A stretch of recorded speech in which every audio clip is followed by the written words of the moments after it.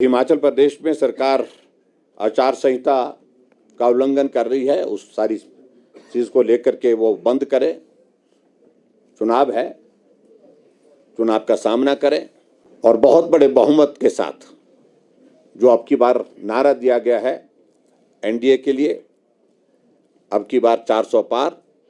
और हिमाचल प्रदेश में मैं यही कहूँगा, आदरणीय नरेंद्र मोदी जी के नेतृत्व में बहुत बड़ा सहयोग डेवलपमेंट के लिए, विकास के लिए हिमाचल प्रदेश को मिला है। हम कभी भी उनका ऋण चुकता नहीं कर सकते हैं।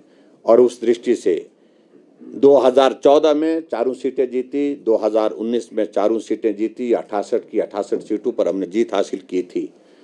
और अब की बार फिर 2019 के उस रिकॉर्ड को दोहराना चाह रहे हैं। 2024 में 4 सीटों पर जीत होगी और बहुत बड़े बहुमत के साथ जीत होगी, ऐसा हमें पूरा भरोसा है। सारी संभावनाओं पे तो चीज़ें आगे बढ़ रही हैं। मैं ऐसा मानता हूं कि उन सभी विधायकों ने बहुत बड़ा कदम उठाया है और अपनी विधानसभा की सदस्यता खोई है।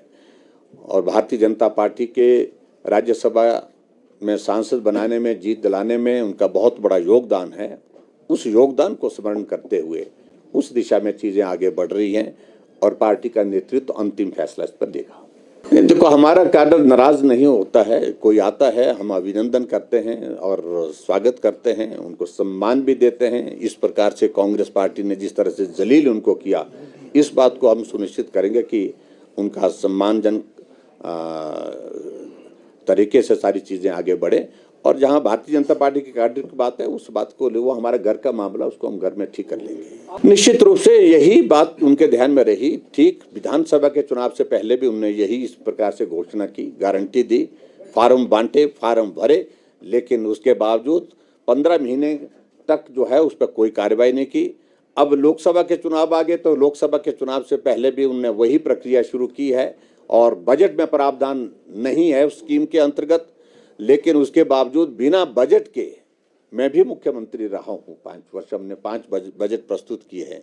जिस स्कीम के लिए बजट में बजट का प्रावधान ही नहीं है, अगर स्कीम भी ऐसी होती कि 100 करोड़ 200 करोड़ की होती तो भी समझ में आती। 800 करोड़ से ज्यादा का उस पर खर्च करने का मुख्यमंत्री खुद कह रहे हैं, लेकिन बजट पारित जो हुआ है उसमें उसका जिक्र ही नहीं है, उसका प्रावधान ही नहीं है।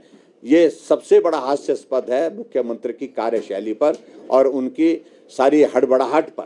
जिस प्रकार से लोकसभा के चुनाव में वो महिलाओं के वोट को फिर से गुमराह करके हथियाना चाह रहे हैं, और मैं इस बात को कह सकता हूं कि अब की बार मुंह की खानी पड़ेगी।